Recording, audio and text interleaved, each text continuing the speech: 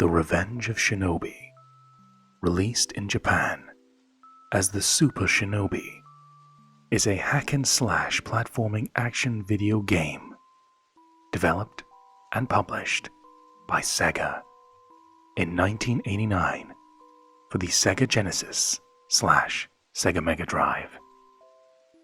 It was the first Shinobi game developed for the Sega Genesis/Mega Drive and was later released on the coin-operated version of that console, the Megatech.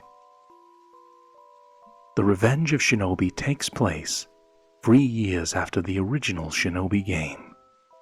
The plot centers around the criminal organization Zeed from the original game, which has since reformed and have now renamed themselves Neo Zeed. They decide to have their revenge on the Oboro ninja clan and Joe Musashi by killing his master and kidnapping Joe's bride, Naoko. Joe Musashi, having reached the clan too late, manages to learn about Neo Zeed's plot by his dying master. Joe Musashi decides to travel the world and gain his revenge on Neo Zeed, as well as trying to save Naoko before it is too late. Truly, the revenge of the Shinobi is upon us. The game is a traditional side-scrolling platform game. The player controls Joe Musashi and must complete 8 levels before the final battle with the master of Neo Zeed. Each district consists of 3 scenes, 2 of which are platforming levels, and the third being a battle against a unique boss character. And when I say unique, truly in The Revenge of Shinobi, some of these bosses are definitely unique. We'll get into that later. The controls for Revenge of Shinobi are actually quite simple. The directional pad moves Joe around while the buttons are used to perform ninjutsu techniques. Attack and jump respectively. A key move in The Revenge of Shinobi is the somersault, which allows Joe Musashi's jumping height to reach its maximum and enables him to throw 8 shuriken at once in midair. Additionally, some stages consist of multiple layers, meaning you can evade enemies by jumping to the other side of a level, while potentially encountering new ones, allowing for tactical strategic play. For example, you may be in a situation where someone is facing you with a machine gun, but you can jump behind a fence. But attack dogs could be behind the fence. You have to play smart and strategic if you wish to have your revenge.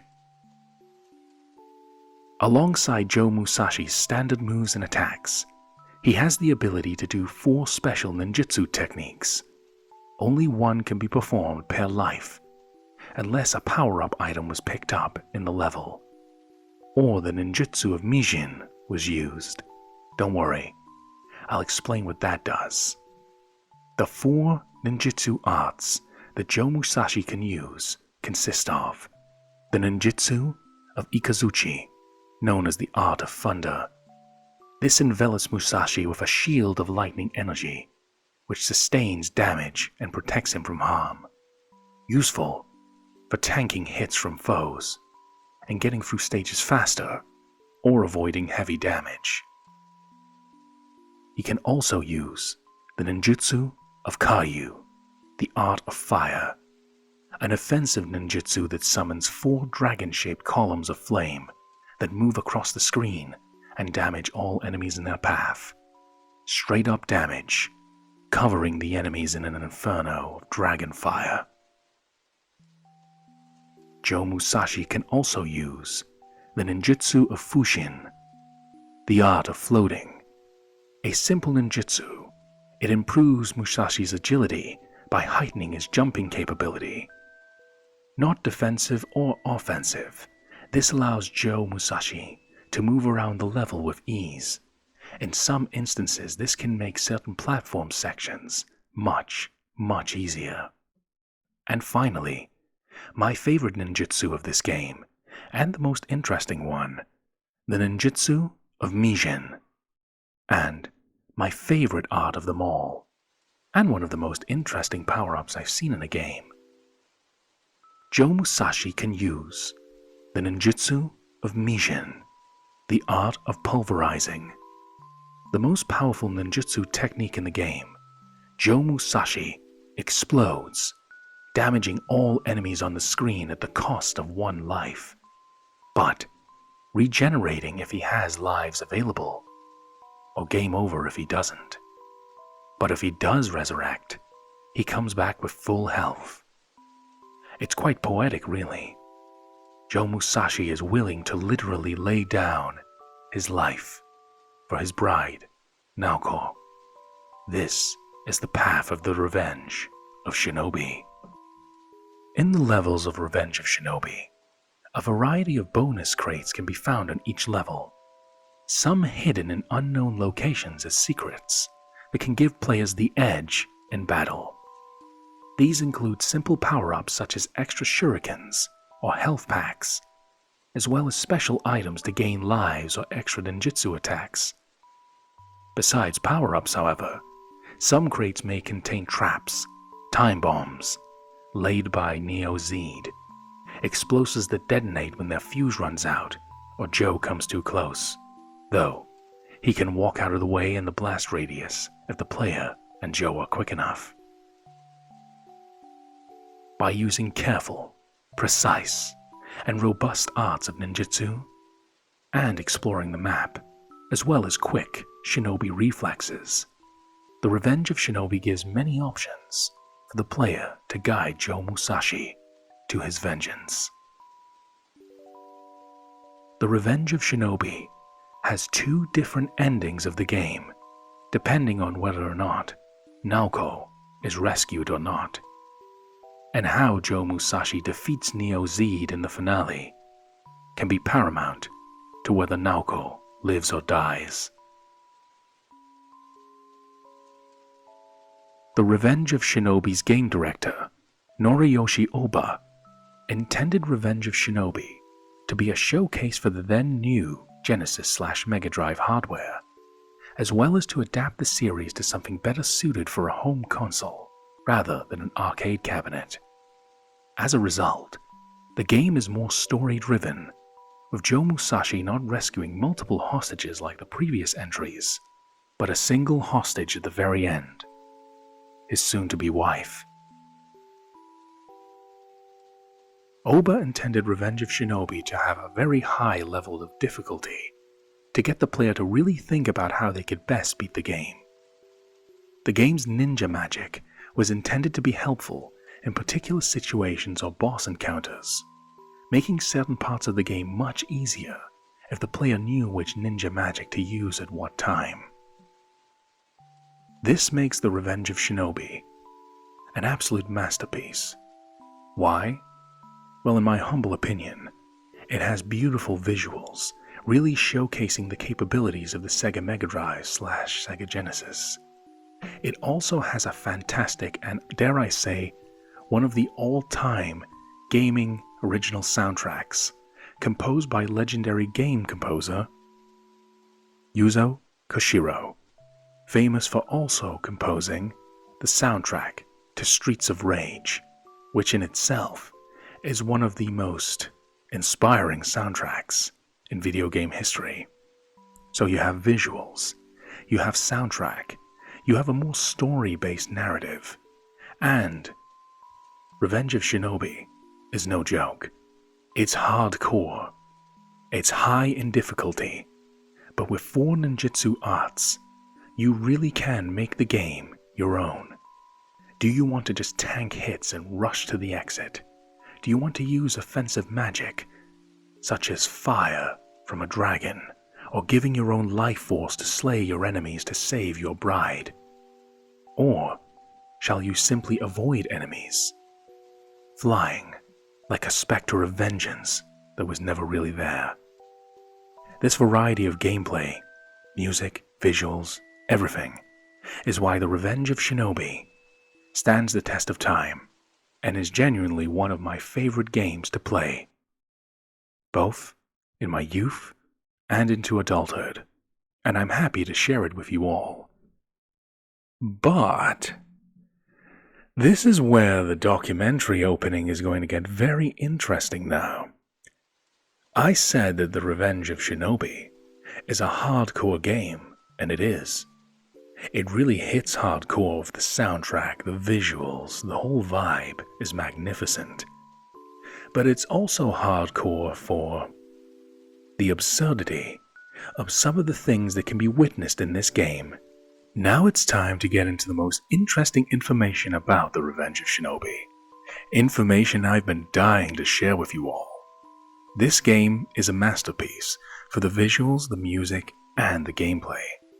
But it's also, unintentionally, or perhaps intentionally, one of the funniest games I've ever played for some of the most absurd things you can witness in it.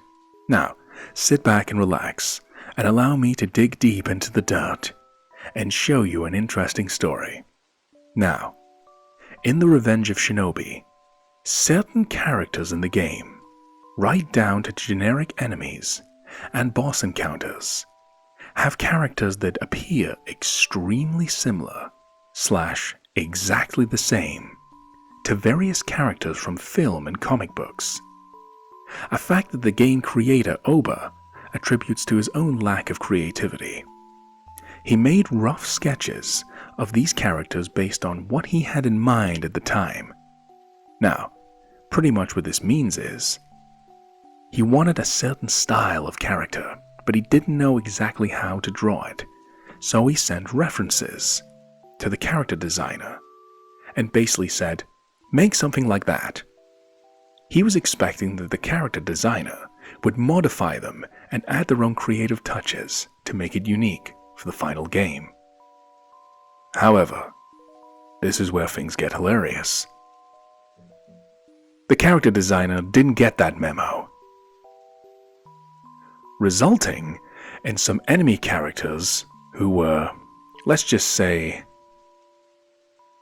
legally questionable. Now, let's begin. Going into the shadows of the immense rabbit hole of the copyrighted characters found in The Revenge of Shinobi. All because the character designer didn't realize he was supposed to put unique touches and not just blatantly put characters in the game. And before you know it, it was too late. So, let's get started. First of all, you haven't even begun the game. When you get to the title screen, Joe Musashi appears in the title screen deflecting shurikens, and the title screen appears. Joe Musashi's appearance is almost exactly the same as legendary Japanese actor Sonny Chiba, who is known for playing the character Hattori Hanzo from the Japanese TV show Shadow Warriors. And funny enough, Hattori Hanzo ended up being shown in the Quentin Tarantino movie Kill Bill, essentially playing the same character. A homage, if you will. So we're at the title screen, and we've already got one character that looks identical to its source material. But we're just getting started. Believe me, you want to sit back and relax for this, because this is going to be a lot to take in. Next, one of the generic enemies, a martial artist that is encountered as a common enemy in the Chinatown sections, looks very similar to a certain martial arts legend who don't want no trouble. Yes, there is a generic enemy in this game that looks extremely similar to legendary stuntmaster and martial arts legend Jackie Chan. And we still are at the beginning of this journey into the shadows of copyright chaos. In a military base section, and various other levels, there is a generic enemy, a commando who tries to destroy Joe Musashi. He bears a striking resemblance to a legendary soldier in both literature and movies. The character of John Rambo, as he appears in the movies portrayed by Sylvester Stallone. So, we've got Hattori Hanzo, Jackie Chan, and we've now got John Rambo. Oh, things couldn't get any worse. First we've got Stallone. What's next? Schwarzenegger? Oh wait. Yeah, we're going in that direction. A boss character later in the game is straight up Arnold Schwarzenegger as his character in The Terminator, an entire franchise of movies based on the portrayal of a cyborg sent from the future to both destroy and save the world. And just before you think that this is just a mere coincidence, a man in shades, when you destroy the boss, his skin burns off, revealing him to be a cyborg. It was blatantly supposed to be the Terminator. And then for an added touch, for some reason when you damage this character during a boss fight, he starts turning green. Almost like he's getting angry. Like a certain character you don't want to make angry. Such as the Incredible Hulk. This one very well could have been a coincidence, but I'll let you be the judge. So we've had Hattori Hanzo, Jackie Chan, John Rambo, and the Terminator. It can't get any worse than this. Oh, you're in for a wild ride, my friends. I really hope you enjoy this. Right, brace yourselves. I hope you're ready for this. Just when you think it can't get any worse. In The Revenge of Shinobi, in one of the boss battles, Joe Musashi faces Spider-Man. No, I'm not joking. I'm being 100% serious on this. In The Revenge of Shinobi, Spider-Man is a boss battle and Joe Musashi must destroy him. And then, just when you think things couldn't get crazy enough, when Spider-Man takes enough damage during this boss battle, he then shapeshifts into the Dark Knight. Batman. I'm not joking. You can discover this for yourself as you watch the game we're about to play. So we've had Hattori Hanzo, we've had Jackie Chan, we've had John Rambo, we've had the Terminator, we've had Spider-Man, and we've had Batman. Now, you could loosely say that this is actually Neo Zeed sending a shapeshifter to take on the appearance of some of Earth's greatest heroes and villains. But it's a bit of a stretch, isn't it? Now, interestingly enough, out of all the copyrighted characters used so far blatantly, SEGA legitimately had the rights to use Spider-Man in Mega Drive/Genesis games because they were producing the game Spider-Man vs. the Kingpin. So they had the rights legitimately to put Spider-Man in this game. However, they did not for Batman because they simply didn't ask for permission. So that brings an end to all the copyrighted characters. Now wait, no, we're not done. There's one more character left. Now, one character encountered near the end of the game, and one of the most difficult bosses. It's kind of fitting though. After all, this character is the king of the Kaiju movies, the most iconic movie monster perhaps of all time. Of course, I'm talking about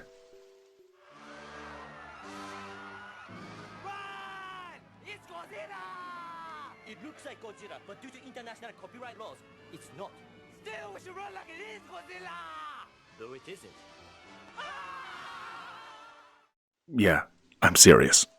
Godzilla is in The Revenge of Shinobi as a boss.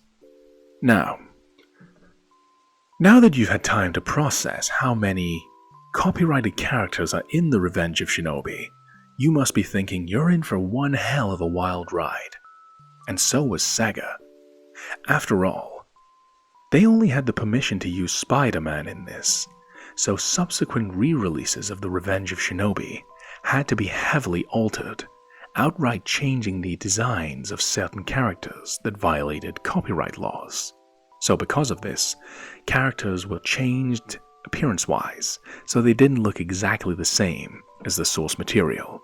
Although funny enough, for quite a few years, Spider-Man was the one that remained untouched, because they had the permission. And ironically enough, the Godzilla boss actually, in my opinion, looks cooler in the changed version, as he appears to be some kind of necromancer's dinosaur or something. It's really outstanding, the design in this game. Now, I would have really hated to be a lawyer in SEGA at this time, because this looked like an absolute nightmare in the courtroom. Tell you what, it probably looks something like this. Yes, well, I have 10 high-priced lawyers.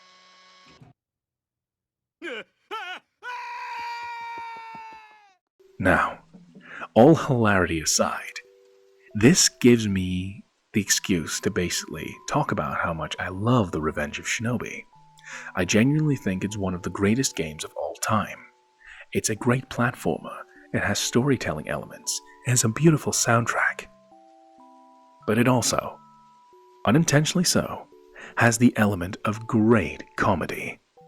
Did you ever think you were going to play a game and bump into Hattori Hanzo, or Jackie Chan, or the Terminator, or Rambo, or Spider-Man, or Batman, or Godzilla? Or the Incredible Hulk? How about all in the same game? These are all the components to make a masterpiece of a game, and one that I am very happy to share with every single one of you. Now that we've got the documentary part pretty much cleared, before we begin, I would like to implore you to please check out my channel, Alakazam ASMR. I provide a variety of content for every single one of you to enjoy, ranging from character roleplays, full game playthroughs in the similar style that you are witnessing right now, book reviews, and other miscellaneous content that I continue to update, improve, and upgrade over time. I would just be happy to have you all at my side, my friends. I only hope this video brings you joy in some way. Now, sit back and relax, and let us begin The Revenge of Shinobi ASMR.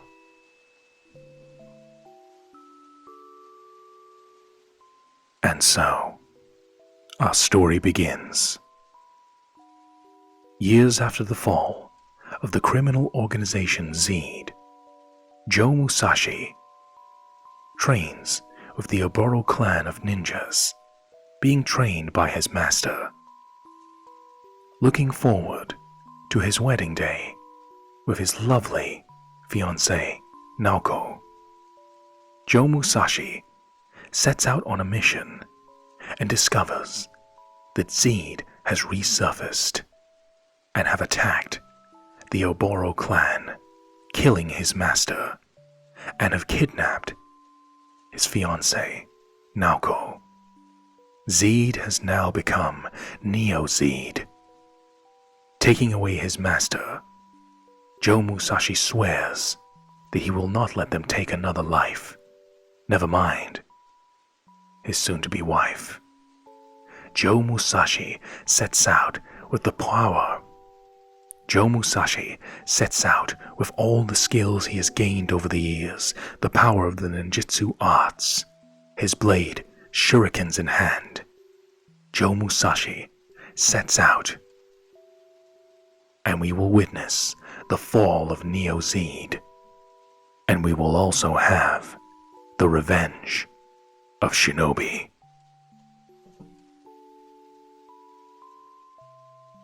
This video is a video created with the intention of evoking ASMR, autonomous sensory meridian response, and hopefully having some fun along the way, my friends.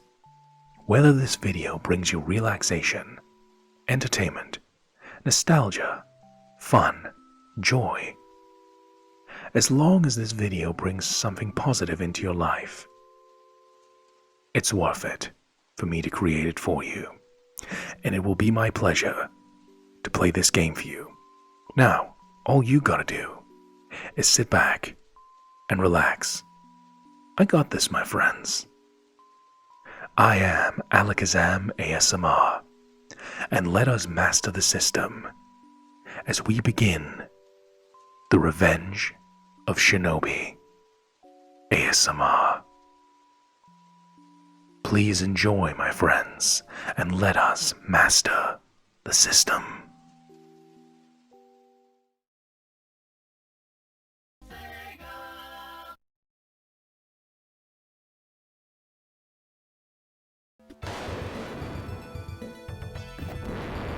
From the shadows. Welcome, my friends, to the Revenge of Shinobi ASMR.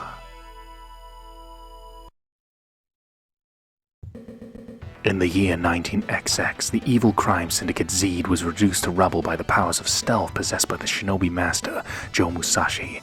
It seemed as if the world had returned to peace, but 3 years later, the world was once again swallowed in darkness. Zeed had returned with an incredible increase in power, much greater than before. Neo Zeed became the strongest crime organization ever to exist. After establishing their mighty crime empire, Neo Zeed turned their efforts towards destroying the threat posed by those who possess the powers of stealth. All of the followers of the power of stealth were attacked and their chief was killed. The chief with his dying breath told Musashi that Naoko, his bride-to-be, had been taken hostage by the Neo Zeed, so to get revenge for his comrades and bring back Naoko, Musashi must set out to destroy Neo Zeed,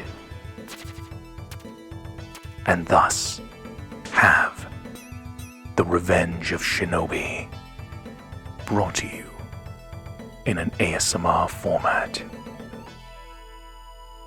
Welcome, my friends, to a hardcore adventure that I hope you are all going to enjoy as we begin in round 1 of this great adventure. Let's go. Allow me to explain the core gameplay concepts of Revenge of Shinobi. Joe Musashi can throw kunai, shurikens, but in this instance, kunai. He has 4 ninjutsu arts: Izakuchi, Karyu, Fushin, and Mijin. Don't worry, I will explain what these ninjutsu do if you did not witness the opening documentary. We will show you the ninjutsu art of Fushin. This allows Joe Musashi to jump much higher than normal. We're using it to access a secret item, an additional ninjutsu. You can only use one of these per level, except the ninjutsu of Mijin, which we will get into later. Now, Joe Musashi has a low health bar, but we can take down enemies from a distance with our kunai or shurikens. With a dynamic background, going from day to night, Joe Musashi collects a power-up. This crossguard allows Joe Musashi to deflect enemy projectiles when he is moving forward, as well as empowering his melee attacks. When you get close enough to enemies, you can swipe with your blade, and it powers up your projectiles with the fury of fire. If Joe Musashi does a double jump, he will throw 8 shurikens at once, our crossguard allowing us to dodge enemy projectiles. I hope you really enjoy the chill vibes this game is going to give out, because there's going to be a lot of it. As you can see, this game is not pulling punches even right into the beginning of the game. It's a hardcore adventure, but we will have the Revenge of Shinobi. With one of our ninjutsu active, the ninjutsu of Fushin, we can move around much faster. Great way to show things off. Now let's clear the scene of round 1 and move to the next area. Or just chill with the vibes. I love the soundtrack. Thank you, Yuzo Koshiro, for the timeless music. Now we move to Scene 2 of Round 1. Now we go into this area. We activate the ninjutsu of Ikazuchi. This will shield us from at least 4 hits. This is one of the most useful ninjutsu in the game. They're all useful in their own ways, but this is probably the absolute most useful, because it can be used for a variety of applications. Just being able to not be sent flying back by an attack and just take damage makes Joe Musashi an unstoppable force. That's not to say it's not just the enemies that are a threat as we collect a 1-up. It's also the environment, traps, environmental hazards. It's not just a straightforward platformer. There are puzzle elements to this. So, in The Revenge of Shinobi, you have to be quick and strike fast, like a true shinobi. We can activate a secondary ninjutsu because we picked one up earlier, hidden in the level. This allows us to continue tanking hits. An important fact is that if you have a power-up that enforces your projectiles, such as this hidden item that we found that gives us 50 extra shuriken, this power-up is extremely useful, the cross-guard allowing you to block and powering up your projectiles. You lose it if you take a hit. However, with the Thunder Shield active, we will only lose it if we take a hit without the shield, which is why it's very useful, allowing Joe Musashi to deal maximum damage for much longer than he normally would. Unless you're a master player, of which I'm working on it.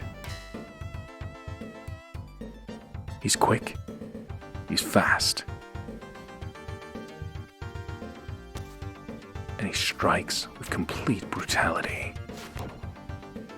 In this little hidden area here, there is a 1-up that is much easier to reach thanks to the Thunder Shield.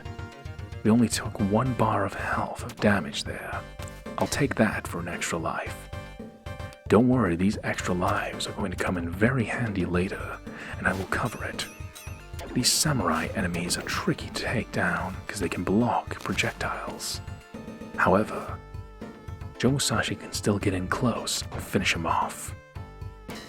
It's important to keep your kunai and projectiles stocked up.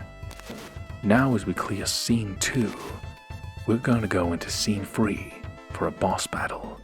I hope you're enjoying, my friends. We are only beginning The Revenge of Shinobi ASMR, and I hope you enjoy, my friends. The vibes: dark, silent, brooding, mysterious. I love this game. Let's go. Time for a boss battle. This highly armored samurai, a very prominent Kabuto. He can block your projectiles, but not immediately after an attack. If you hit him in the head, he's very stance heavy. We can throw individual kunai. This will allow us to save. You could just spam the opponent with a jump that throws 8 kunai, but you will use up your ammunition very quickly, and trust me, you will need it. After all, that was only the first boss. Clearing round 1. Nice job, Musashi.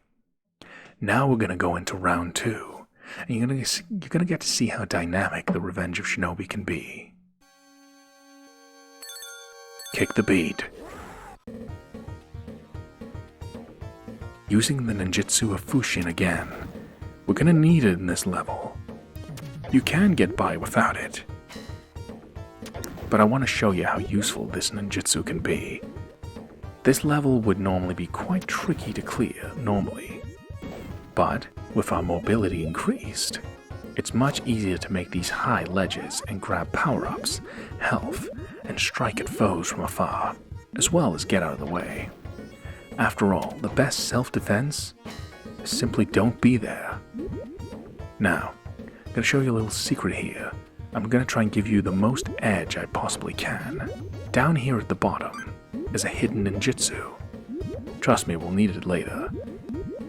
If I have any opportunities to show you secret hidden items, I'm going to do so. Because if you want to play this game yourself, trust me, it's not as easy as it may appear.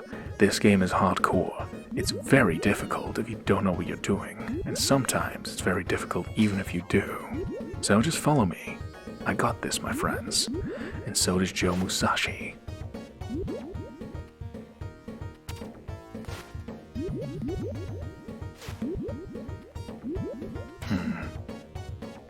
Enemy in an awkward position. I can't throw the kunai without throwing 8. Gonna have to tank a hit just so he can get in close. You have to be very tactical. This is what the game's creator Oba was referring to. You could just go through this area with the thunder shield and just tank all the hits. But the shield doesn't mean anything if you fall down the waterfall and perish. Nah. We're gonna go about this in an acrobatic way. Just like the stereotypical view of a ninja. As we're about to clear Scene 1 of Round 2. Now check how the vibe's gonna change. Now we're in the city. A time bomb.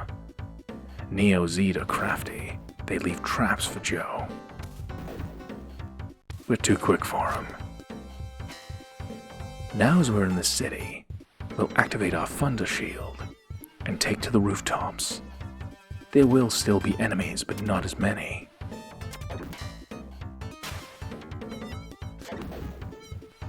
I love Yuzo Koshiro's soundtrack for The Revenge of Shinobi. It's a masterpiece. Vibe a little bit with me.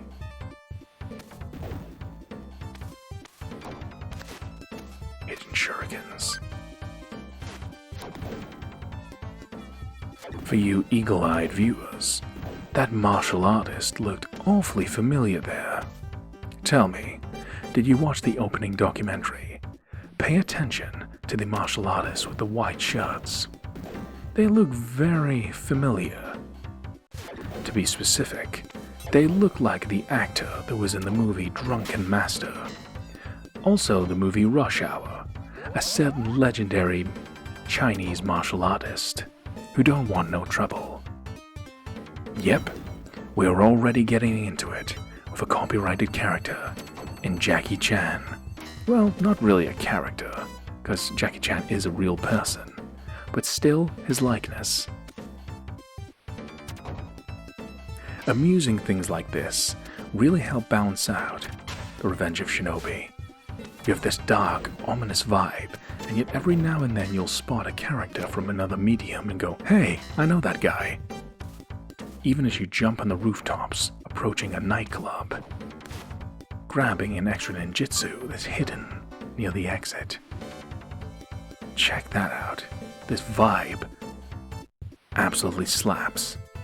Next, as we clear the scene, boss encounter for round 2. We're gonna need our thunder shield. This Zeed assassin is hard to locate in the nightclub setting, moving very quick. Using our thunder shield, we're gonna get in close and strike in melee range with Joe Musashi's blade. This will do massive damage when it hits. It's tanking the hits that is allowing us to do such heavy damage to the boss, and it paid off. Because now, round 2 is clear, and because we've gained certain points, our life bar maximum has increased. Now we're going to go into round 3 of The Revenge of Shinobi. Things are going to get hardcore, so we better get hardcore as well. Thunder Shield, Ikazuchi, let's go. An interesting aspect. In this level you can jump between layers. You may have seen this in one of the other games I played on my channel, Super Mario World.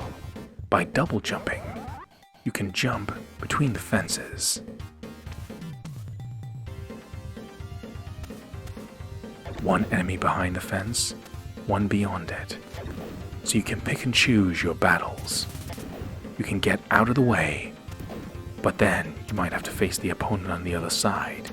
By doing this, you can evade damage, or provide the enemy an opportunity to dish it back out. Now, because I was busy talking, there is a certain enemy in this level that you may recognize. Yep, that guy in the red bandana. Seem familiar? The famous character from literature and movies. One of the absolute epitomes of action movie stars. John Rambo, portrayed by Sylvester Stallone. I thought Rambo was one of the good guys. Well, it depends on if you're reading the book or watching the movies. But still, it's a nice touch of comedy to have this hardcore game that's very difficult to beat and very punishing, lightened up with seeing John Rambo march towards you with a flamethrower. Go figure. You can see the layering. We can get behind the fence. So this enemy is only striking at us behind the fence, so we can walk past by double jumping. A German Shepherd, but two enemies now on this side.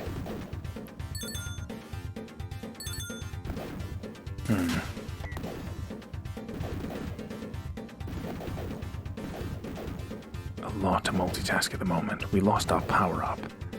So let's march ahead, avoiding the machine gun turret. Let's sneak in behind, next to this turret, and John Rambo. Or not John Rambo, just generic bad guy with a flamethrower that happens to look a lot like John Rambo. We are near the exit, so rather than just rush to the exit, let's observe. Tell me, as we find a secret ninjutsu art, does this guy look familiar or what? Does this look like John Rambo? You tell me, my friends, in the comments. And also, do you think that's ridiculous, absurd, or just right out? Do you think that's hilarious? How hardcore is Joe Musashi? Even if it is Neo Zeed shapeshifter taking the form of different characters like Rambo and so forth. Let's keep going. Scene 1 of round 3 cleared. Another thing I love about the Revenge of Shinobi is the variety in the level design. We've been to Japan, went our way through the traditional shrines and dojos. Then we've been in a waterfall, been to a nightclub outside of a city, then a military base, and now we're in an aircraft. But being in an aircraft has hazards. If you walk near the doors, if they are not secured, Joe Musashi will lose a life, getting launched out of the plane. I don't think Joe Musashi packed his parachute, so we don't want to go for a fly, now do we? Using the double jump, we can hit awkward angles on our shuriken throw. This example, if we got shot by that enemy with the turret, we would have went flying into a hazard that would have rendered our health pointless, as we would have died instantly. This is one of the many reasons that Revenge of Shinobi is so hardcore. It is absolutely punishing. The tiniest mistake can make you lose a life, and those are ever so precious in this game. Hidden here is an extra few shuriken. We'll need them. Anytime I bump into a secret like that, I'll be sure to highlight it for you all. You need all the help you can get in this game. I might be making the game look difficult or easy. It's down to your interpretation. I'm not the most skilled player, but I try. Especially to try and make things as entertaining and as relaxing as possible. Now, let's go through this aircraft. Trust me, if you try playing the Revenge of Shinobi for yourself, you'll realize it's not just some kiddie game. It is very adult and hardcore. It can appeal to children and adults, but trust me, It will test your patience. Up there in the top right is a hidden health power-up. If you hold on to the right of the wall, you will not go through the door. Little pro gamer tip there for you, my friends. As we're about to clear scene 2 of round 3. Let's get ready for a boss battle, my friends. What could we encounter possibly on an aircraft in the Revenge of Shinobi ASMR? Let's find out.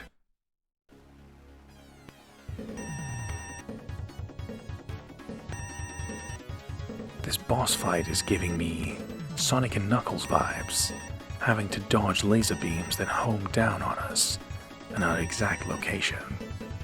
The only difference is, instead of Dr. Robotnik this time, we have to fight some kind of mother brain, a processing system hidden in a jar. But he keeps getting away, hiding away in this chamber. But we have a way to break through in record time. This is the ninjutsu of Mijin. Activating this ninjutsu will take up 1 life, but deal massive damage. And we can do it for as long as we have lives, taking a long boss battle and clearing round 3. Now as we enter round 4, things are going to get really exciting. You saw an example of the ninjutsu of Mijin. Now we're in a scrapyard. The ninjutsu of Mijin is one of my favorite and most interesting. Grabbing a secret ninjutsu there. Let's get a thunder shield and storm through this place. The ninjutsu of Mijin is the most dangerous, but potentially most dangerous for your enemies. In terms of ninjutsu. Let me word that better. Basically is the most dangerous and forbidden of ninjutsus, but also the most powerful to use against your foes. It will take 1 life from Joe Musashi, but so long as he has spare lives, he will regenerate. In exchange, Joe Musashi will do massive damage to any kind of enemy, whether it's a regular enemy or a boss. And when he regenerates, he gains full health. Now, we have to deal with multiple John Rambos here. That would be a nightmare in most scenarios.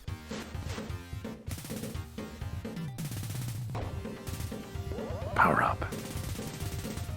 John Rambo at the back there. We dealt with Jackie Chan, and now we got to deal with Rambo. Give us a break. This game's not going to let up. Trust me. If you watch the opening documentary, you know what I'm talking about. How absurd this game can get. But how fun. I love the Revenge of Shinobi so much.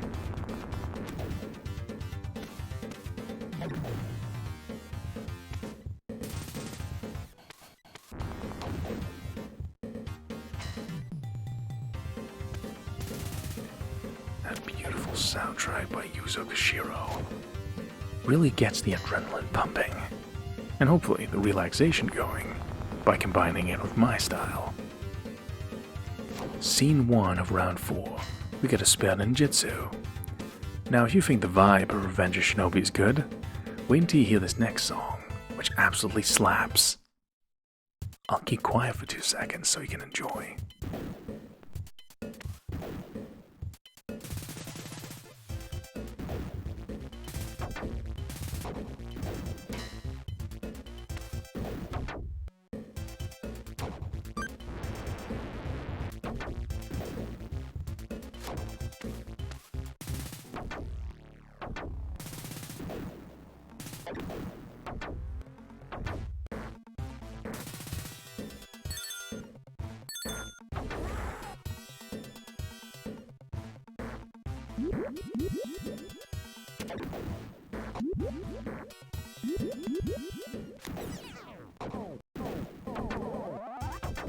We have used the ninjutsu of Fushin to reach this hidden ninjutsu.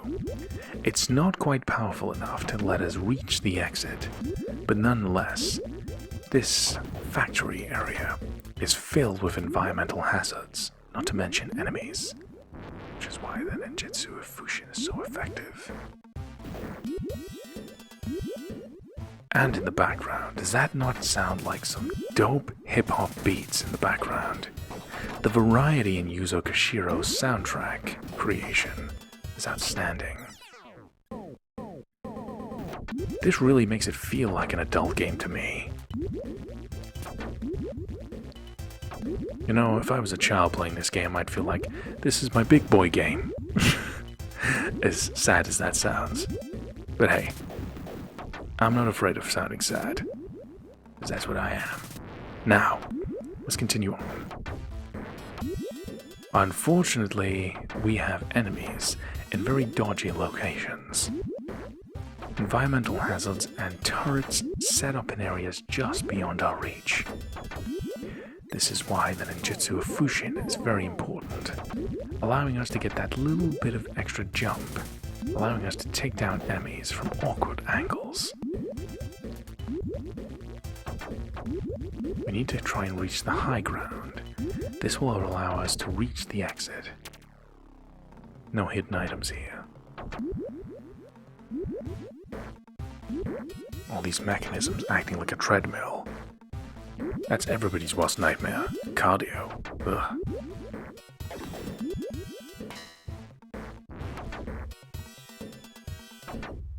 Use this machine to carry us close to the exit.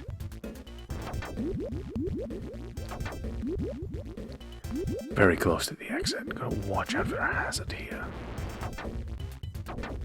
Gotta time it just right with this carry us down at the right time. Now, prepare for round 4's boss encounter. This guy look familiar?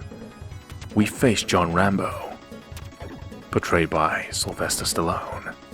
Now his famous rival, Arnold Schwarzenegger, is throwing cars at us. Of course, only in The Revenge of Shinobi. The absurdity of this. Big muscle-bound hero, or villain depending on the movie, is now facing us down. But notice as we damage him, he's turning shades of green. He's angry. You don't want to make me angry. I cannot do an Arnold impression to save my life. All I can imagine is when he's lifting that car, he's going, Yahoo! Yahoo! Now, come on.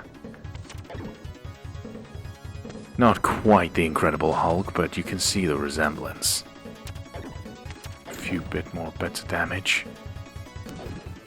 It was a cyborg. He'll be back. As round 4 is cleared, Joe Musashi's health bar increases even more due to increasing the high score. Now we have more health to play around with as we begin round 5. Now we're gonna go into this area. We're gonna need the ninjutsu of Fushin again. But first, Thunder Shield so I can explain why.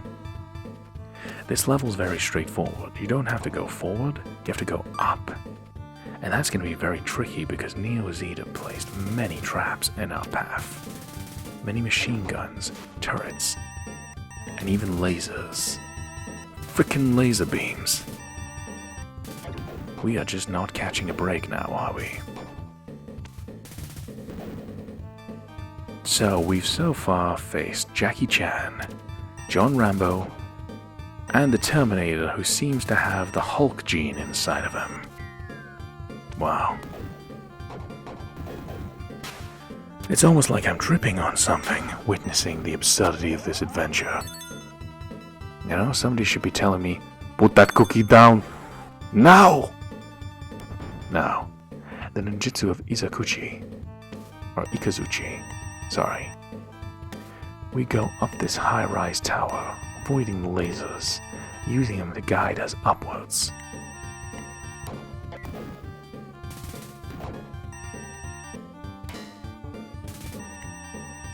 Even though the Fushin ninjutsu is very useful, we might be able to get by without it. The Thunder Shield's more valuable. Even if we tank a hit, we end up at a vantage point, which is much more beneficial than just standing around. Lasers everywhere. Frickin' laser beams. Alright. Thankfully, due to careful application of exploration, we have spare ninjutsu.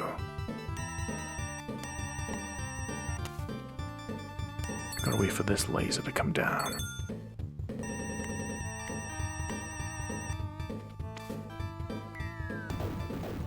Enemies throwing grenades at us as well. The game does not let up. As you can see, this is why as Joe Musashi gains more points, his maximum health increases. Being able to tank 1 or 2 extra hits doesn't seem like a big deal, but in the Revenge of Shinobi, it definitely is. As we're on round 5, clearing scene 1. Now get ready for this. You thought it was hardcore? Check this out.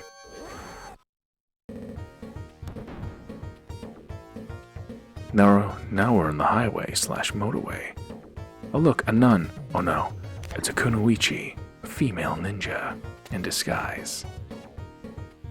The unique aspect of this area is not only do you have to jump between the lower area and the highway, we have to time it. Only the red car that approaches on the highway can damage us, so we have to be very careful with the timing. When that red car comes, it's going to come right about now. When the second car passes, the red car appears. Second car, red car. Try and get that rhythm, you'll remember it. 1. So, green car, red car, green car, red car. But also, the danger in this area comes from the fact if you double jump and there's nothing to land on, then Joe Musashi will lose a life.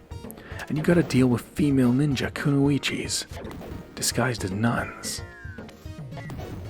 They're not copyrighted characters, but fighting nuns, female ninjas, John Rambo, Jackie Chan, Terminator, Hulk, this adventure's a wild one. One I hope you're enjoying, my friends. A hardcore, wild adventure in the Revenge of Shinobi. ASMR. Right, come on. Time on double jump. Once the red car goes, it takes a few seconds to appear.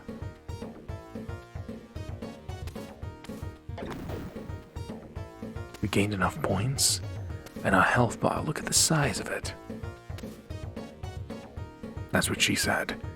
Anyways, one cool thing about the Revenge of Shinobi is, as long as you don't use a continue, the points you accumulate will add up to getting a larger health bar, which increases survivability. Now time for a boss encounter of round 5.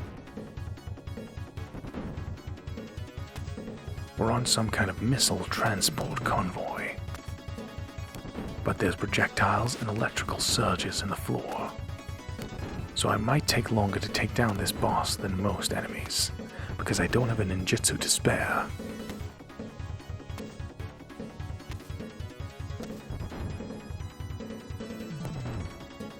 If I jump on this ledge, I won't take damage from the electric currents. So it doesn't take long to damage them, but to damage them without getting hit is situational. This final weak spot here is right at the focal point where the electrical surges are happening. So let's not get too reckless here. This might take us a while.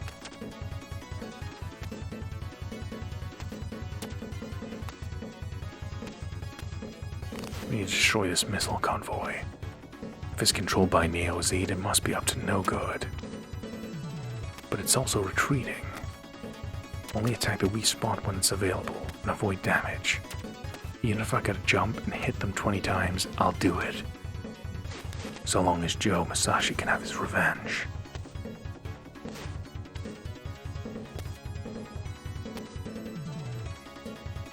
Gotta get the timing right. Jump. Jump. Jump. Jump. We'll get there. This is where if we had a thunder shield we could just spam attacks, but nonetheless, the missile convoy goes down. Round 5 cleared than the Revenge of Shinobi ASMR. Hope you're enjoying, my friends, as now we're going to go into round 6, and this is where things are going to get really unhinged. Now we're going to go to Chinatown. Forget it, listeners. It's Chinatown. Probably my favorite area in the game. I've always loved the vibe of Chinatown, in real life and in this game. I've visited a few Chinatowns throughout the world.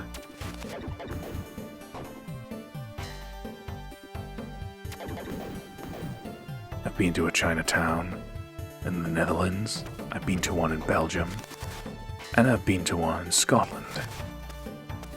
I just love the aesthetic and the spices in the food. But now I'm gonna shut up and let you enjoy the vibe of the Chinatown in front of you.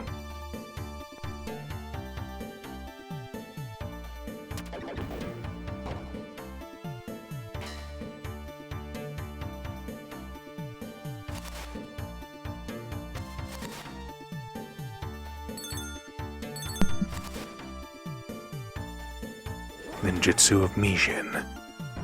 Joe Musashi gives his life to destroy his foes, but recovers with full health. An interesting fact, these female enemies in the Chinese dresses will not actually explode, but it's implied that their bra falls off. You know, there's worse problems to have when facing foes. Their bras falling off? Maybe the less I say the better. Now, this part is particularly infamous in Revenge of the Shinobi players, because it's a very punishing jump. You have to get it pixel perfect. If not, you'll be doing this all day. So unless you have a ninjutsu, a fusion available, it's very tricky.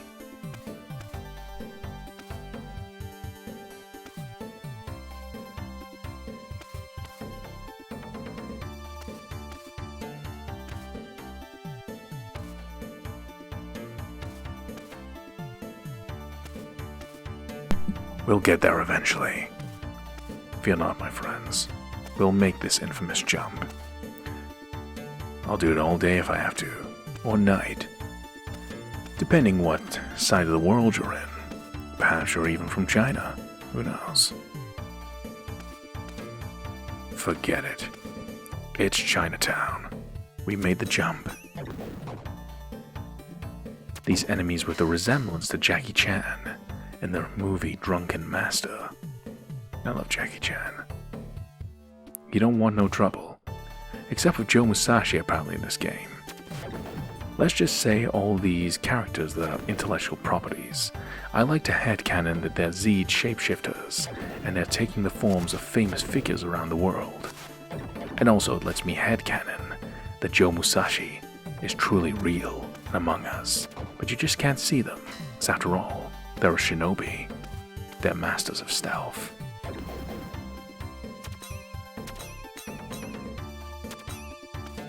These guys will eat up a lot of our shurikens. Let's take them down a unique way. The ninjutsu of Mijin, the art of pulverizing. How cool is that? Joe Musashi's love for his wife Naoko is so strong. He will literally give his own life to destroy his foes. I think that's kind of beautiful in a way. Someone else's life means so much to someone, they'll give it for someone else. But hey, let's not get too poetic, because things are about to get very silly very soon. Not quite in the next scene, but in the one that follows. Let's enjoy the vibe of Chinatown for a go. This is my favorite area just for the music. I love visiting Chinatowns around the world. Anytime I travel outside of my own country, if there's a Chinatown nearby, I always try and visit it. I love the vibe. Now, we're about to approach the subway. Unfortunately, we're not gonna travel the train like an ordinary citizen. Oh no.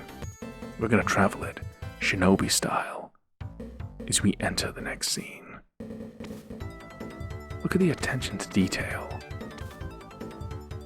I believe the name of this song in the soundtrack is literally called Run or Die. And how appropriate is it? You gotta keep going or you'll die. And you can still see civilians in the train going about normal business.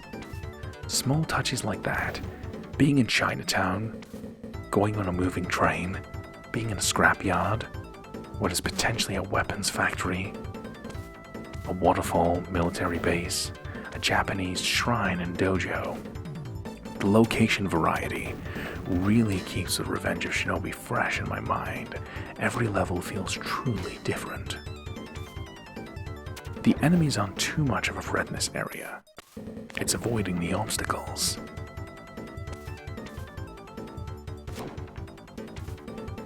But there is a bigger obstacle lying ahead, and one I've been very much looking forward to for years. Since I created this channel, I've always wanted to record The Revenge of Shinobi for you, my friends. Not just because I think it's a wonderful game, in visuals, style, music, and gameplay, but because of the absurdity. No, not facing John Rambo in front of us, although he is a cool character. It's gonna get even sillier from this point. Break up all this darkness with a bit of light. A bit of light that comes from a certain comic book. Or two. What the hell am I talking about? You'll find out very soon, as we casually walk across the top of a moving train, taking down Neo Zeed members by the dozen. I told you this game was hardcore.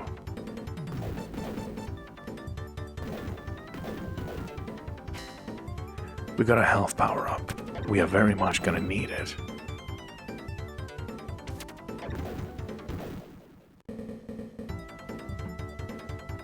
As we approach the end of the scene, we grab a secret item. Now prepare yourselves for what comes next.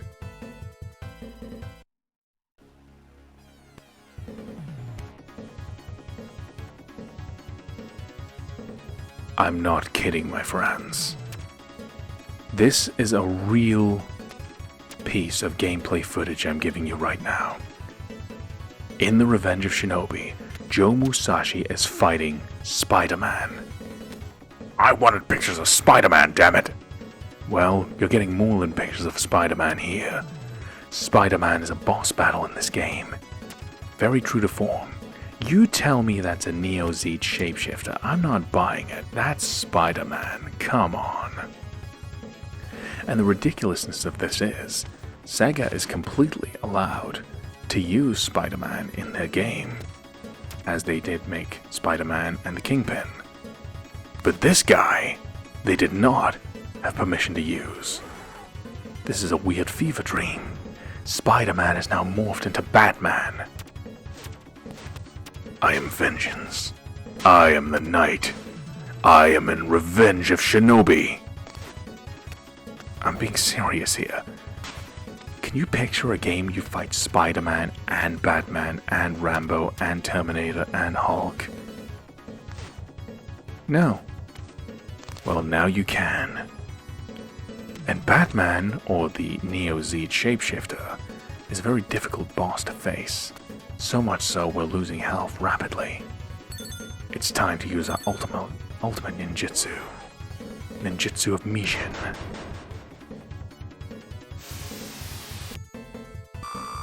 We did what Joker couldn't, and we defeated Batman, and increased our maximum life gauge. Now we begin round 7 of Revenge of Shinobi, ASMR. Truth be told, I do quite like that headcanon, that all of the copyrighted characters are Neo Zeed shapeshifters. It's not out of the range of believability, given the plot of this game. But we're still not done with the copyrighted stuff, but we'll get into that later. Now we're going over the bay. This level is probably the most difficult in the game, and it doesn't seem like it. You have very unforgiving jumps. If you fall into the water, you lose a life. And check this out, these enemies literally jump out from the water at a moment's notice. They can use the art of stealth against you, Also, if you don't have a Thunder Shield active, well, you're falling into that water. It doesn't matter how large the life bar is now. It all means nothing if you fall into a pit and you lose all your life at once instantly. This is why this game is so hardcore. You have to carefully gauge every strike. Enemies jumping out from the water have to gauge your double jump, when to attack, when to avoid, when to retreat. You have to think like a shinobi. Or kick John Rambo in the face. Only in this game, though. Once again, Neo-Zeed shapeshifters. That would explain why there's so many John Rambos running around, because one is enough. Now, as we clear scene 1, let's head to the exit. We got all the hidden items, extra shurikens. Now we're going into another factory. This seems like a weapons manufacturing plant. Why? Check this out. Or it could be a missile silo. Well, I guess if it's a weapons manufacturing plant, a missile silo could be considered that. After all, if you're housing missiles, it's not outrageous to think that it could be made in the same place.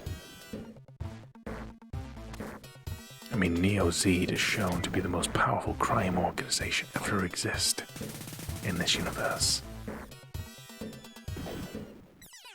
But with the power of Revenge of Shinobi hip-hop beats, a ninjutsu and careful platforming, we'll take our foes down. Even if we take damage, our life bar is so large now, we'll manage to get by.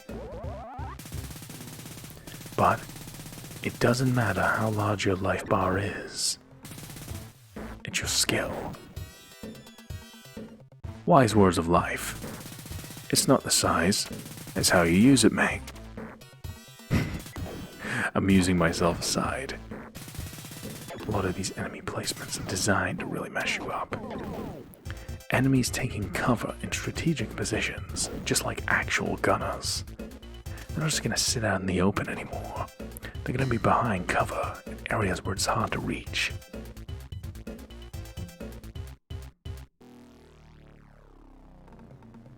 Let the beat drop.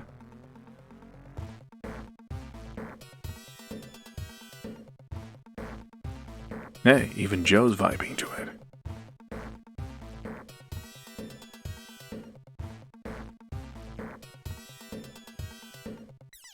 Right, let's go. See what I mean? I take a moment of respite, and immediately we get machine gun fire in our face.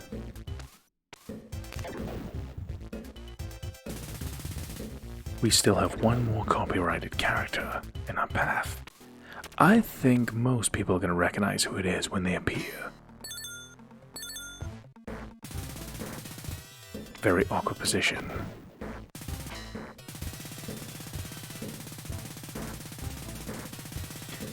We don't even get a single gap to jump up. But we found a way.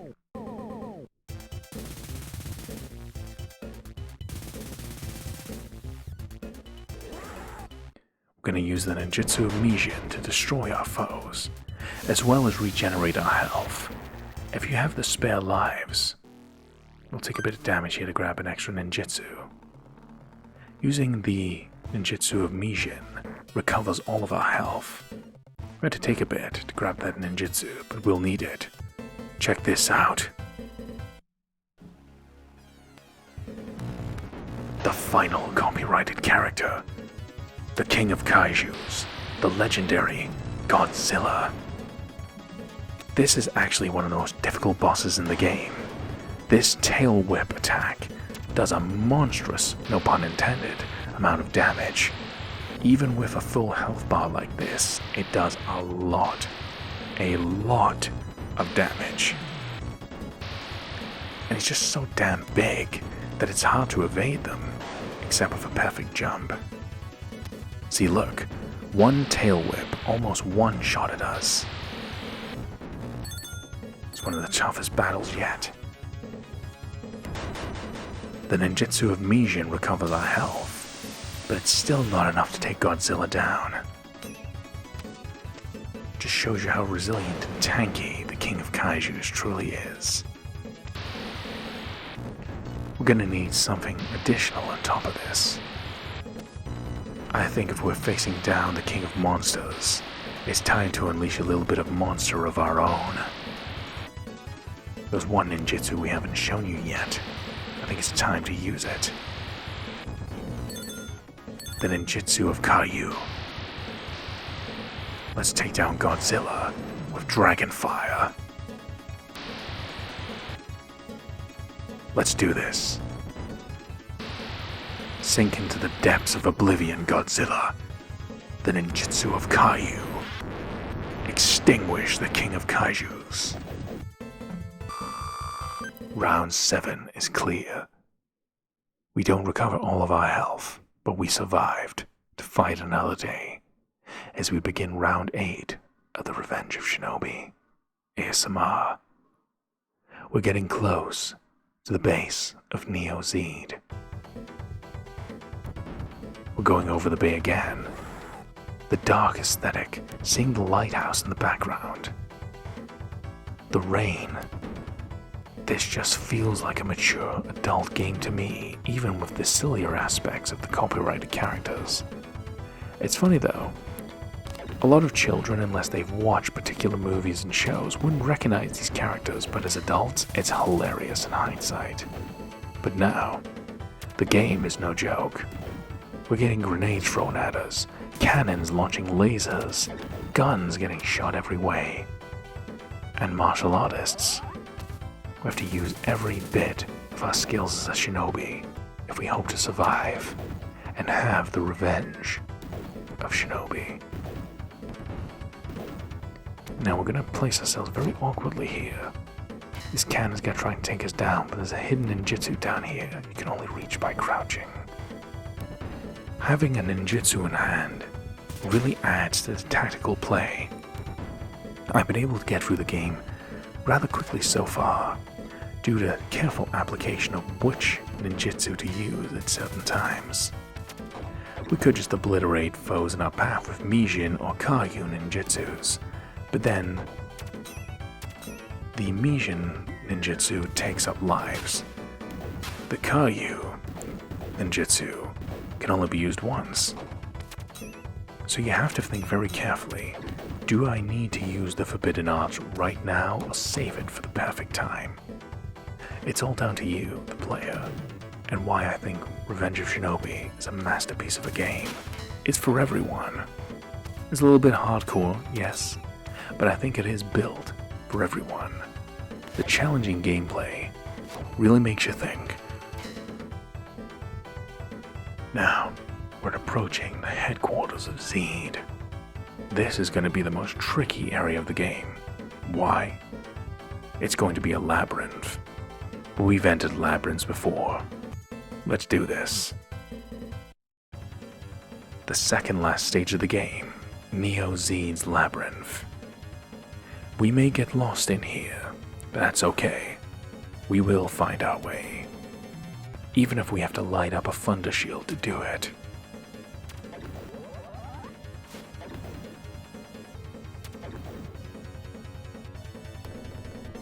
Each of these doors takes you to a different location, with enemies from every stage of the game.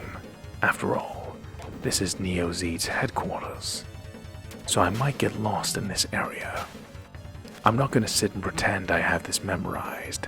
I'm going to have to try and figure this out on the moment and hope we can reach the exit to confront the master of Neo Zeed. I'll stay quiet for a moment.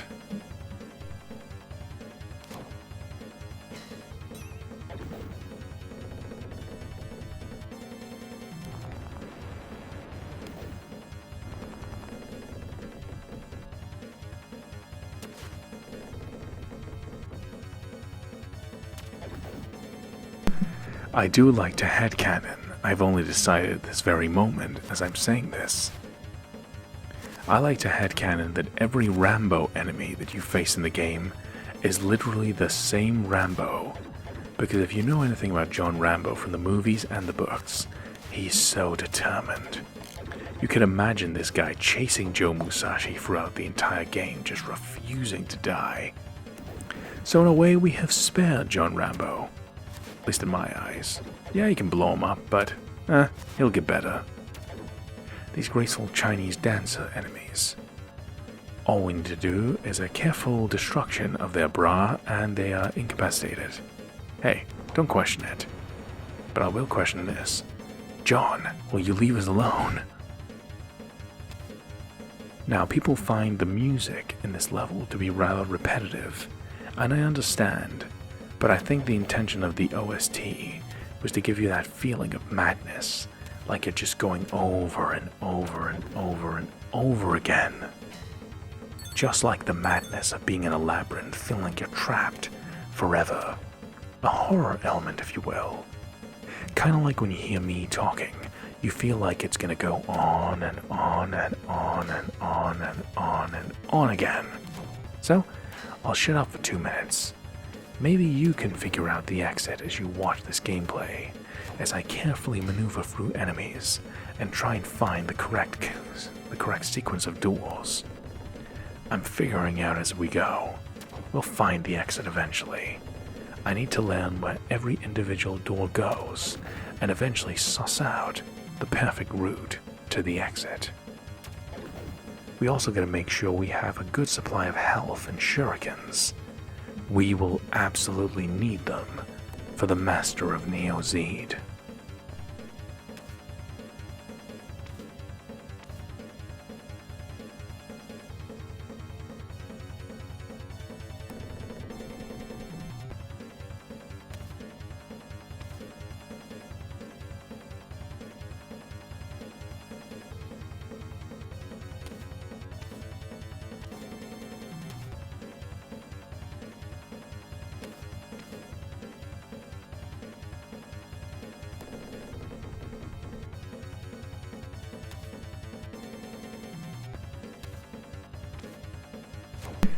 This is definitely an area of the game where if you don't have a guide, it could be where a lot of players fail their adventure.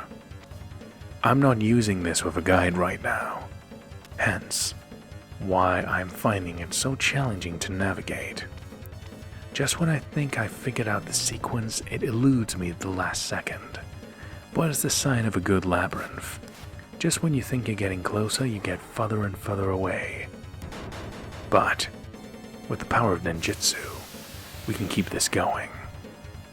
We only have 8 lives left, but with the power of the ninjutsu of Mijin, that means we can at least up to 7 times regenerate our health at a moment's notice and destroy enemies at the same time. I love that idea of giving your life force to destroy your enemies. It really gives off that vibe of a forbidden art, something you should only use when absolutely necessary. Plus, it's just satisfying to just obliterate your foes like it was Exodia or something. Something undisputable. The only thing that can tank the most powerful ninjutsu is a boss character, and we used one on Godzilla, and it tanked it. But, that was the king of Kaijus. Think about this adventure so far. You've had an intro screen with Hattori Hanzo. You've faced Jackie Chan multiple times. John Rambo, who still haunts us. The Terminator, Hulk, Spider-Man, Batman. All agents of Zeed taking the guise of these legendary heroes or villains, in your own interpretation. It's just to show you how dangerous Neo Zeed is, that they have these kind of enemies at their disposal. But, regardless, whether they throw waterfalls, nightclubs, military bases, transport convoys, martial artists, kaijus, superheroes, whatever they throw at us, Joe Musashi will take them all down, and even find all the hidden loot. This little area we found is the perfect way to prep for the final encounter. We found extra health, extra shurikens, an extra ninjutsu, and an extra life. This has perfectly set us up for the final encounter. All we have to do is figure out how the hell to get to it. We have a power-up. This is going to be paramount to the ending of the game. I'll explain later, properly, but let's just say, how you handle the final boss of the Revenge of Shinobi is how the ending of the game is dictated. It's not small decisions like Sonic CD where you have to do small things to accumulate to a good ending. Revenge of Shinobi is very cinematic. It is all down to how you handle the very final encounter, just like a movie. One wrong decision and the ending changes. So let's make sure we do it right. My way. Now, as I navigate the madness of this labyrinth, which we have explored labyrinths before, even if we get lost, we'll find our way. I hope you've been enjoying this adventure, my friends. It's been a little bit all over the place, but so is Revenge of Shinobi. But that's the beauty of this game. It is all over the place, and yet it's somehow like the ninjutsu of Mijin. Even when all the parts get taken apart, they come together to make something magnificent happen. And hopefully, this video has given you entertainment, some laughs, and relaxation. Either way, let's get out of the madness of this labyrinth and draw to a close this great ASMR adventure with me, Alakazam ASMR. This is one of my personal favorite games of all time, so I want to make sure I do it right. And I'm rambling away as I casually check out the doors and figure out which sequence takes me where I need to go. But I think I'm figuring it out now. Right, let's see. There's a particular area that we've neglected. Yeah. Alright, I think I've got it figured out now. In thought for a moment. Right. Empty my mind. Where have I not gone?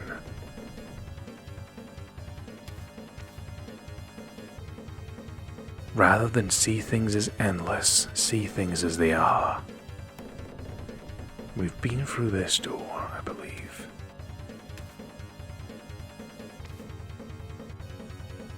Where have we not been yet? Single out the path. Empty our mind.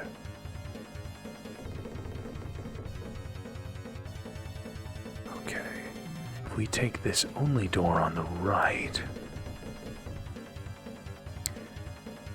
Ah!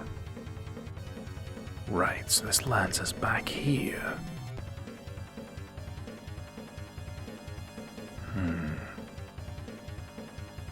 Let's not go mad. We will figure this out. Ah, I think I've cracked it. Now there's a certain door you go through, where when you open the door you start falling. And there's a gap we've been through in the past. Alright, I think I'm ready to go. I think I got this. We need to find the door that when we open it we start falling. That's a clever way to hide the true exit. A true hidden fortress would have a secret to it. It wouldn't be something as simple as just go here, here, here, and here. It would be something much more complex than that. Right.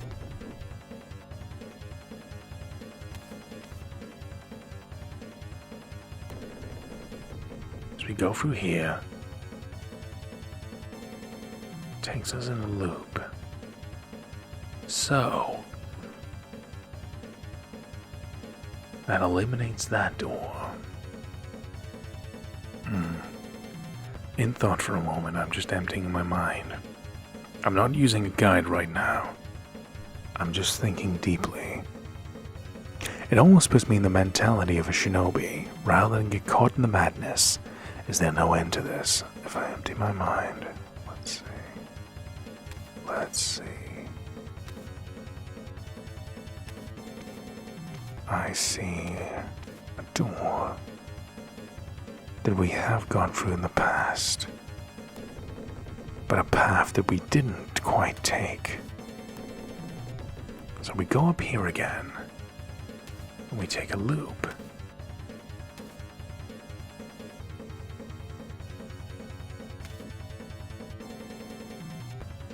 But this time we will take a different way. Go to this door. Instead, we will go to the left.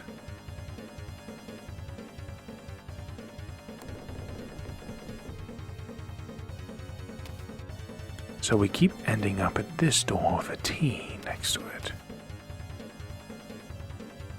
Although as a Japanese symbol, it looks like a T to me. Hey, whatever helps me remember. Okay, so we've been to the left of here, that's a dead end.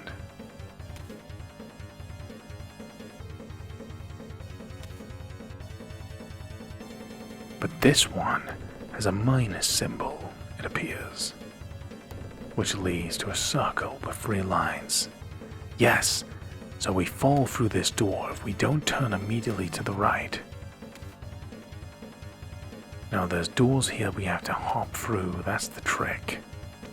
If we just walk through those doors, it'll take us back where we came. But there's an entire path here we didn't go down. Using a little bit of something to enhance my mind. There's enemies we didn't bump into before. We must be on the right path. Alright. Now I know how to get to this location. Just marking it in my mind. Right. We will get out of this labyrinth. I promise you. So a little circle door. That takes us back, so that's not the right way to go. But the 3 lines, the circle, turn right and land again. Yeah. Okay, so we've explored all the doors that lead us in a loop. So we keep going until we find one that we haven't been into yet. Yeah, I think I got it figured out. It's quite satisfying actually. Labyrinths are frustrating, but it's like a good puzzle. Once you solve it, the sense of accomplishment you get. Don't land through this door. This door at the end must be the secret. Yeah, we haven't been in this room yet. I mean, it's giving us 2 power-ups. When a game is being this generous with you, it's a telltale sign that something dangerous lies ahead. And what's so dangerous that you could require 2 power-ups? I say, the final boss.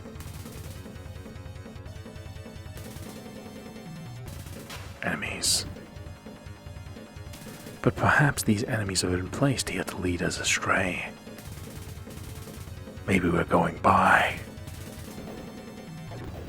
Maybe we're going by the exit and don't even know it. Okay, let's take this furthest exit.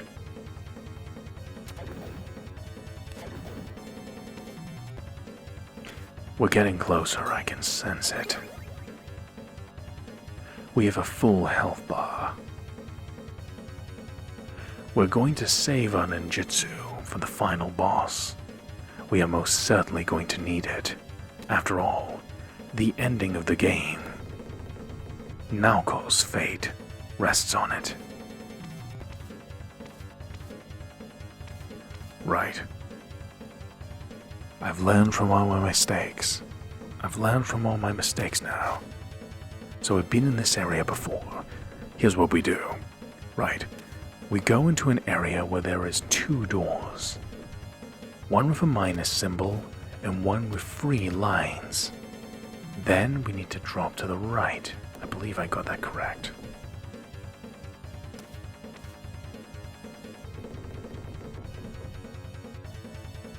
Yeah, so we keep ending up in this area.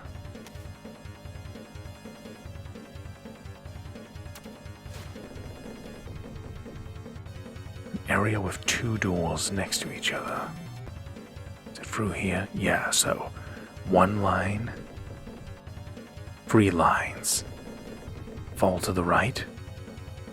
Yeah, we got it. Now I know how to get back in that area.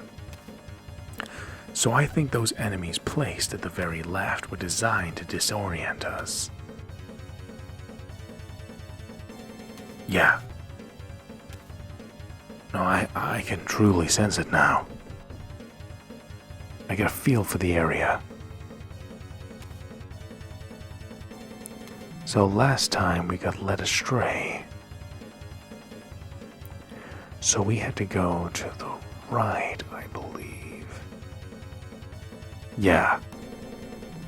So we go through this door. It leads us in a loop. That confirms my little theory. We go through this door. It ends in a loop. Right. Let's do this.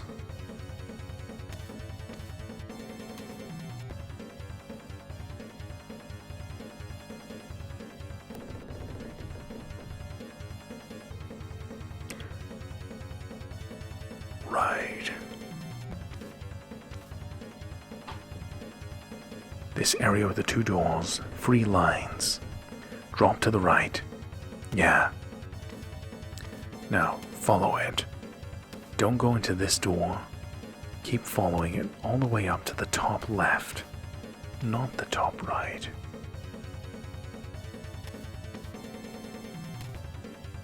Now the top right. Okay, we're back in this area.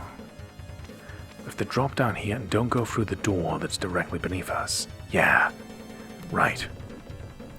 Now, take the path to the left, but this time we're going to take the first door. So as soon as we're in this centralized area that gives us 2 power-ups, that was the big giveaway. We're getting close to the exit. 2 lines. If we go through this door, a star symbol, it seems. Bunch of enemies. Actually, I'm glad. I feel like we're getting close to the end. The ninjutsu of Mijin will obliterate them and give us the opportunity to replenish our health. Yeah. They're giving us a health power-up on top of that. This door on the very left with a star symbol. We've reached the exit of the Labyrinth of Zeed. There's a hidden power-up right before the exit. Alright. It's time to steel ourselves and prepare for the final battle. The master of Zeed. Joe Musashi's bride-to-be, Naoko. In this prison, we will use our Thunder Shield. The entire ending of the game is dependent on this battle. Why? Look up. Look at the ceiling. Naoko is in grave, perilous danger. If we are not quick enough, she will die. Even if we defeat the Master of Zeed, it will all have been in vain. We will have had our revenge, but at what cost? If we lose the one we love. Luckily, we can stall the ceiling-crushing Naoko by throwing kunai into this gap in the side. But it's only a temporary measure. Don't worry, Naoko, we got this. We need to slow down its progress, while also defending ourselves from the boss and attacking. Thanks to our Thunder Shield, we still have an enhanced melee attack. Stay strong, Naoko. We got this. Crouch down, Naoko. We might have this down to the last few seconds. We don't want this story to end in tragedy. Naoko is being smart and crouching down. Let's deal the final decisive blow before it's too late. Joe Musashi, have your vengeance. Crouch down, Naoko. Finish it. With a final melee strike, Joe Musashi has had his revenge. And the hazard is gone. Joe Musashi is reunited with his beloved, Naoko.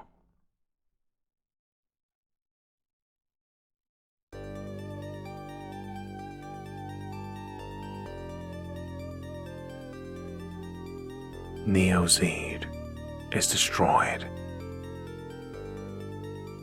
Joe Musashi's master avenged, and his beloved Naoko is saved.